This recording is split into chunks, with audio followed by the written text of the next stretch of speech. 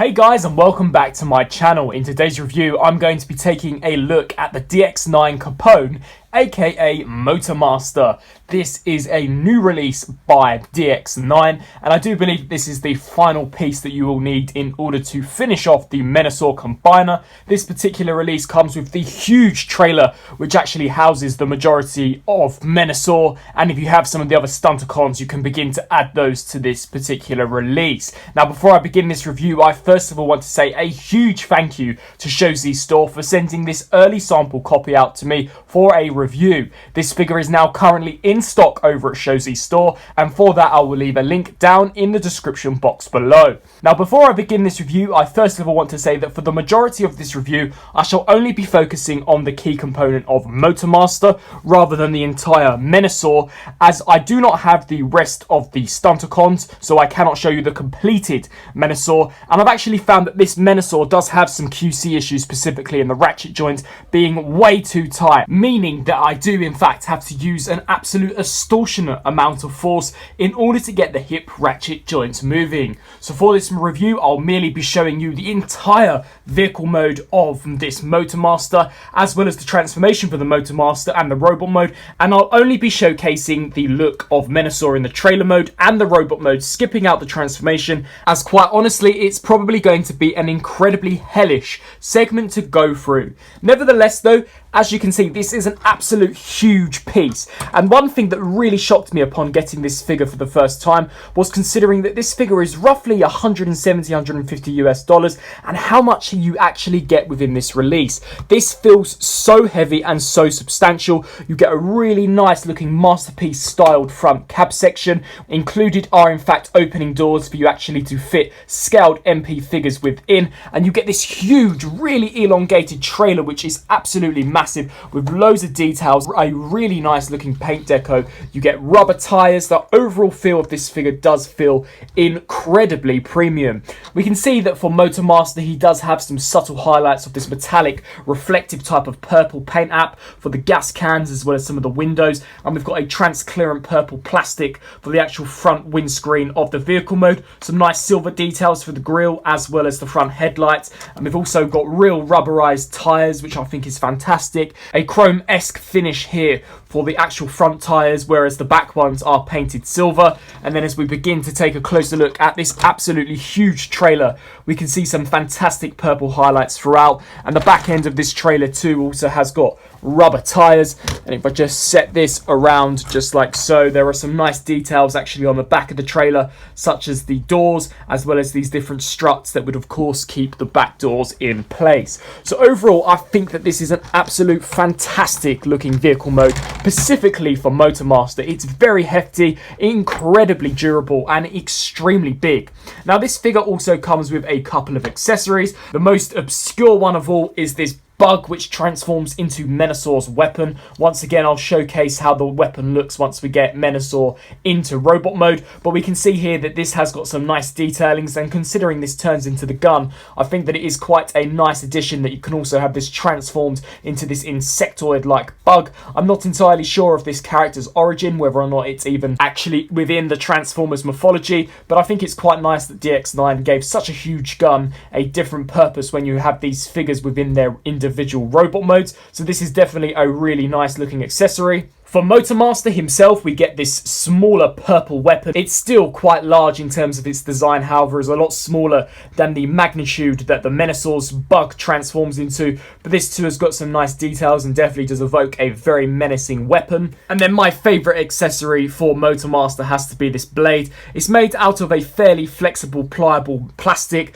However, I do imagine if you do apply too much force, it will of course break. But it has been painted in this rather gunmetal type of paint app, which I think too looks really cool. And finally, probably the largest accessory we get is this gigantuan sword. This too has been detailed really nice with some sculpted in details for the handles, as well as actually on this blacked out section here. We've got some screws on the back, but we've got this huge silver decked out blade, which I think looks really nice. And it isn't until you actually compare this to some of the other figures, which I'll do in robot mode, that you begin to see how big this really is going to look in Menasor's hand. Now, as I stated, some of the joints on this figure are incredibly tight, to the point where I almost feel as if I'm either going to break the figure or myself in the process of removing it. I would honestly say that that is the only major drawback that I have on this piece as a whole, is that some of the tabbing and locking mechanisms don't actually have an access point to begin popping them out in a way that won't damage yourself or the figure. I have found myself finding that to be one of the most unpleasant experiences of the overall figure,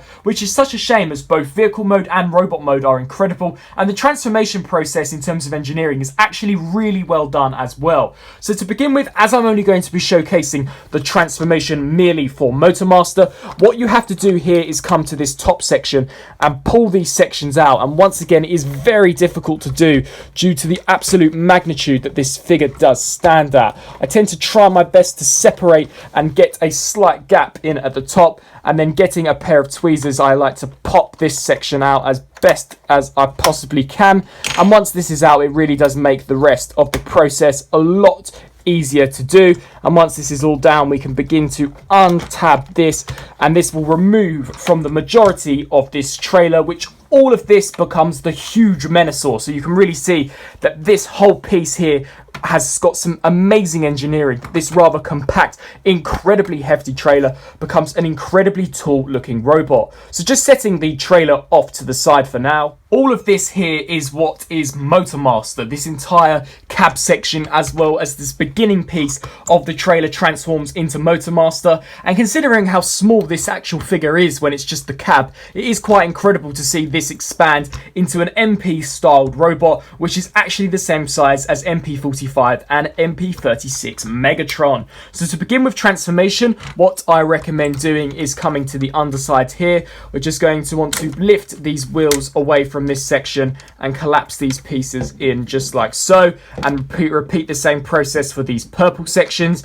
We're going to take these here and just set those off to the sides, as this whole piece will begin to rotate towards the back.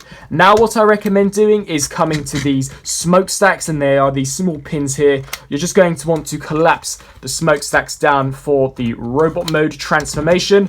Come to these pieces here and just lift those up and separate these here. This ultimately allows you to begin plying and pulling all of the different joints apart. Come to this section and separate this here. Take this piece here and raise this all up, as this piece here will clip into this purple section here. So just snap that into place and repeat the same process here for this side. So just snap all of that in, take this and fold this down. What we can do now is come to this back section, and essentially here we're going to take this smokestack, fold this out and just collapse this section in. It will not tab in for now, as we've got some more elements to do with the feet. So you're going to want to take these here, and as you can see, you're going to want to pull this ankle pivot down and shift this whole section forwards. This will then allow this to sit a lot more flush within this mode. What we're then going to want to do is take this panel here and just fold it in upon itself, and then take this whole hinge and fold it down on itself, and then just slide this in and click it into this cavity.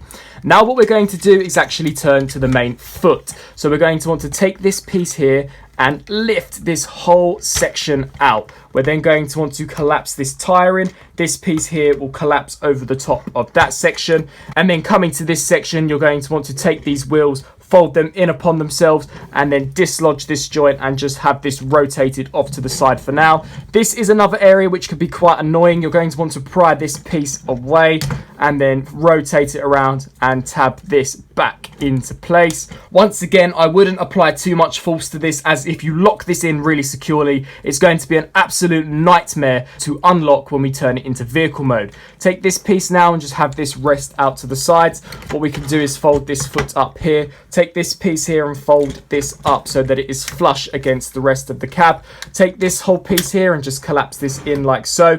And then what you're going to see here is a slight groove that will actually fit underneath this tire. So just have that rest there just like so. And that is one whole leg and foot fully completed for Motormaster. Repeat the same process here for this side. So pull this section down, come to this piece here and fold this up, and then take this, fold the smokestack in and fold this down. Take this here and snap this into place. Now what we can do is come to the wheel, fold this in and fold this section upwards. Take these wheels here and tab those together, and then take this whole section and once again try your best to pry it apart. rotate this around so that we've got these 3 faux wheels exposed. Take this section here, disengage that, and just rotate that around. Come to this section, collapse all this in, and then just fill in that gap with this tyre.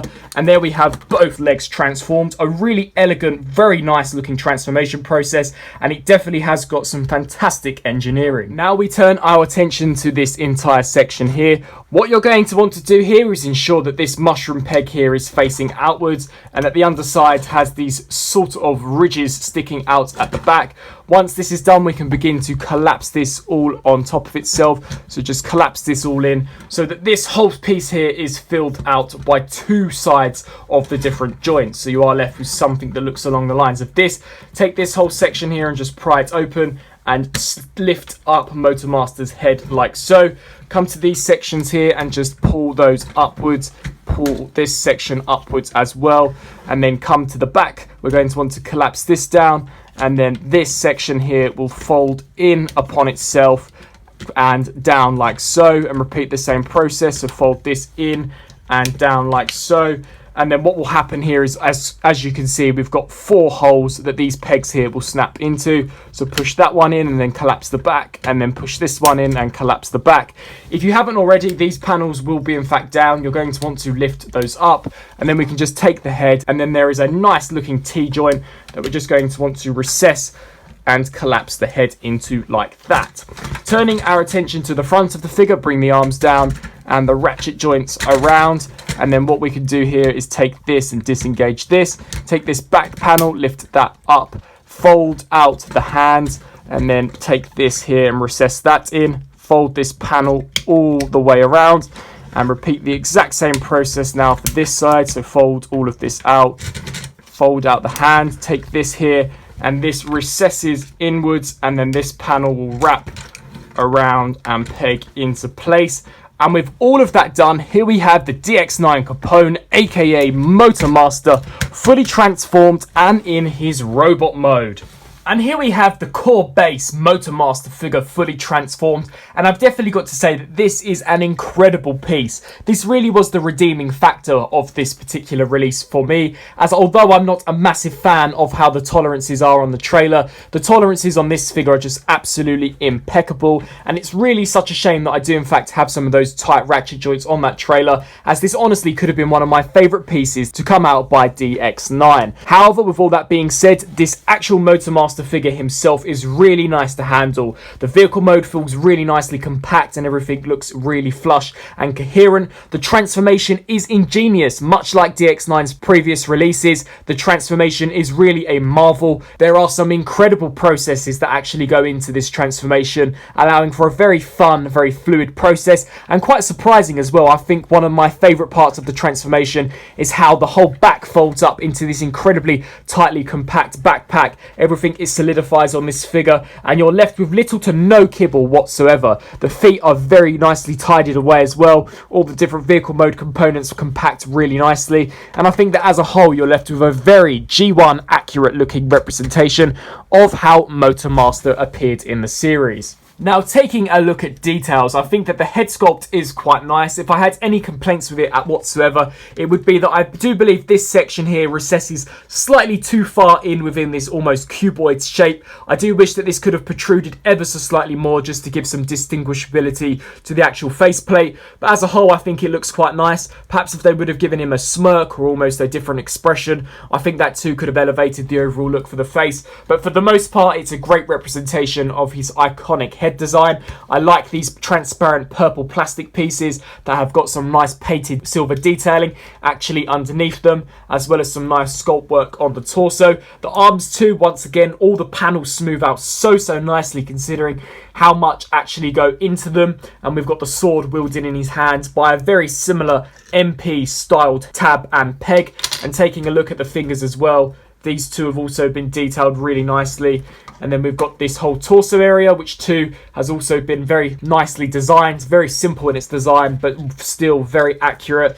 And then as we begin to turn our attentions down to the feet, I think that this too also captures the design that we see of Motormaster. And once again, considering how much engineering goes into this, I think that they've done an exceptionally good job. Now, in terms of articulation, the figure's head is on a great ball joint, which allows him to look down that far, as well as up to about that far. It can tilt side to side, as well as rotate the full 360. If you disengage where this T connection joint is, you can in fact utilize this joint and make him look down quite to a far degree. However, you will have this whole neck section jutting out, and the range of motion in the head is great enough as it is. The arms are on supreme ratchet joints, allowing them to rotate the full 360. Really nice heavy-duty ratchet joints. His arms can hinge out to the sides. I found this arm being ever so slightly droopier than this arm. The tolerances definitely seem to be a lot better on this arm than this arm. I do imagine that that is because this is an early production sample. We do in fact have a 90-degree bend at the elbow, and I perhaps would have wished for a slightly better degree of motion.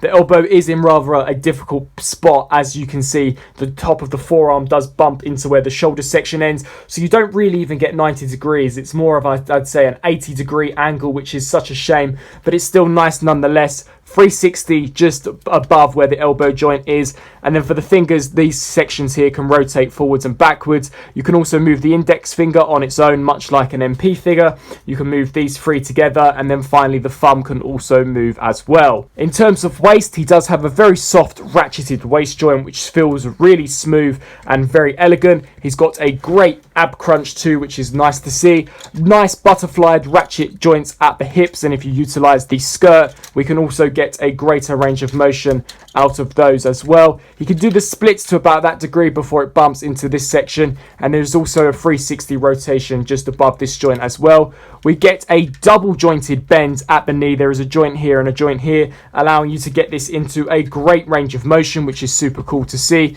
And then finally, the feet are on ankle rocker joints, so they can pivot forwards and backwards. So overall for articulation, I think for the most part it's really nicely well done, considering how much engineering has obviously gone into this figure. I just wish that perhaps there was an extension joint in these elbows, allowing for a greater range of motion. For a size comparison, here I have the new DX9 Capone or Motormaster compared next to the Takara Tomy MP36 Megatron, and you can see that these two are more or less identical in terms of height, which I do believe to be accurate to the G1 cartoon. I do definitely believe that this is the scale that we see within that cartoon, and even if it isn't, I think Motormaster looks fantastic when displayed alongside Megatron. As I stated earlier, I don't have any of the other DX9 Stunticons, so don't have any of them to compare him with, unfortunately. But as this figure stands on its own, I think that it is a really great looking piece. And just taking a very quick look at how the trailer transformed up into Menasor, you can see here we're left with a huge looking figure. Now, I really did wish that the tolerances, particularly on this leg, were better. It does appear to me that all of the joints in the left leg of this Menasor are completely fried. The ankle rocker joint doesn't like working, the knee joint doesn't really like working, the rotation of the hip is so stiff, and the actual hip joint itself for moving the leg back and forth as well as in and out is just completely locked. I honestly cannot budge it any more than that, so it does unfortunately make him in this rather large stance, but as a whole this truly is a very impressive looking figure. This is absolutely gigantuan, and if you can see some of the gaps on the arms, these are all for the additional Stunticons that DX9 have in fact released. We can see here how large the sword weapon is and how that bug transforms into this really very convincing looking gun. It is quite exceptional how much engineering they managed to put into this piece. It definitely does look like a very convincing weapon and really does work quite well with this figure. As we rotate around to the back, this here is the cavity for where Motormaster inserts, and then on the back of the legs as well, these are other cavities for some of the other Stunticons that DX9 have produced. I really wish that I could show this figure off in more detail, but as I stated, some of the joints on the knees as well as throughout the figure are really rigid, and I do end up thinking that I'm probably end up going to break the figure, so I honestly don't want to test those too much, and I'm not entirely sure on whether or not I can even loosen up the leg to get to the ratchet joint due to the way the figure's designed. The head sculpt does look really nice and very reminiscent of Menasor, and it does in fact take some batteries and house an LED function. However, I do not have the batteries to hand, but the LED function is very subtle indeed, so it doesn't really detract from the overall figure at all. Bringing the actual DX9 Motormaster into the mix just so you can see how large this figure truly is. We just compared this to the MP36 Megatron. So you can in fact see here that Motormaster comes just above the knee section of this Menasor, and this figure here is the same size as MP36. So this Menasor really is quite a humongous piece, and perhaps I'll collect the rest of the Stunticons. They're not really on my agenda at the moment, but if I do get around to it, I definitely will collect those, and hopefully once I've fixed the leg, I can come back to you with a more updated, more in-depth review of this actual Menasor figure. So that was my review on the DX9 Capone. I do apologise if some of the areas were not as in-depth as you would have perhaps hoped. Unfortunately, I wasn't able to show you the full range of articulation or the transformation on Menasor due to some QC issues. However, I merely put that down to the fact that this is an early factory sample sent to me by Showzi's store, so perhaps they weren't completely finished with the tolerances. However, as it stands, the actual Motormaster figure himself is incredible. I'm thoroughly impressed with this figure. I have got two other releases from DX9, both of them are not related to this figure at all, and they too have got some incredible engineering, and it's great to see that carried over into this figure. The truck mode looks amazing, the transformation is very fluent, all the joints feel rather tight. Some of the tolerances are slightly off, such as the looseness in the shoulder section. However, once again, I'm putting that down to the fact that this is in fact a sample. The robot mode captures Motormaster's appearance exceptionally well. I think this figure includes a great range of accessories, and if that Menasor didn't have the QC issues, I'd be thoroughly impressed with that as well, as that very compact, hefty trailer transforms into a huge robot mode that will definitely be a standout piece in any collector's shelf. I think that this figure is definitely worth the asking price of around $150 to $180, and if you are in the market for picking this figure up, which you really should be as the quality is sublime, then I highly recommend that you should check out Showzi's store, and for that, once again, I will leave a link down in the description box below where this figure is available to purchase right now. I hope you enjoyed this review, and once again do apologise for not going into as much detail as I'd hoped to with Menasor, but I'm sure you'll understand as to why I couldn't. If you did enjoy this review, please let me know down in the comment section below, and be sure to let me know what you thought of the figure itself. Thanks for watching.